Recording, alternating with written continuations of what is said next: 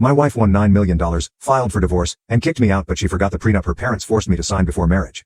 My wife won a $9 million lottery, filed for divorce, and kicked me out, but she forgot about the prenup that her parents compelled me to sign before our marriage. I am from a humble family. My parents live in a quiet suburb, and I grew up in a little 3-bedroom house that always smelled like fresh laundry and homemade food. After high school, I worked a variety of odd jobs, including bartending, helping at my uncle's hardware store, and eventually managing a local sporting goods store. It was not glamorous, but it was genuine.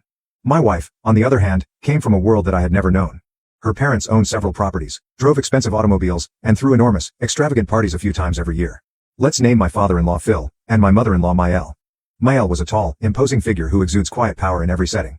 He'd make casual comments that seemed more like disguised threats or manipulations. Maëlle was also good at gently expressing disapproval. Just one raised eyebrow could make others shrink.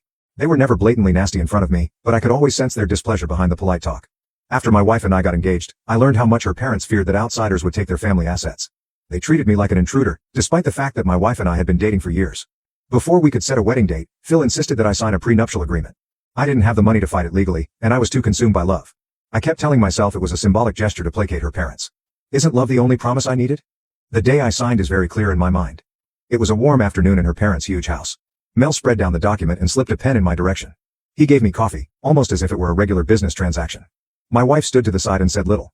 That hurt, but I dismissed it, assuming it wouldn't matter in the long term. The contract stated that any gifts, inheritances, or trust funds from her family remained her own property. However, any big item we acquired together, such as a house or lottery winnings, would be marital property. That seemed unusual to me, but all I wanted was to marry her. 6 months later, we married in a beautiful lakeside wedding. My parents were overwhelmed by the luxury yet remained supportive. My father's expression was tense as he greeted my in-laws. He'd always taught me to trust my instincts, but I assumed love would remove any doubts. The first several years passed without any noteworthy incidents. We resided in a condominium that her parents helped us get. I made monthly payments on the mortgage, despite the fact that the down payment came from her father's gift. Looking back, it was never actually a gift, but rather a tool for controlling us. But back then, I assumed that this was how wealthy families operated. Our marriage had the normal money squabbles and occasional outbursts about our parents interfering with our decisions. They'd arrive unexpectedly, bring new furniture or decor, and occasionally reorganize our entire living space without notice. My wife would dismiss my frustration, blaming it on her parents' supportive nature.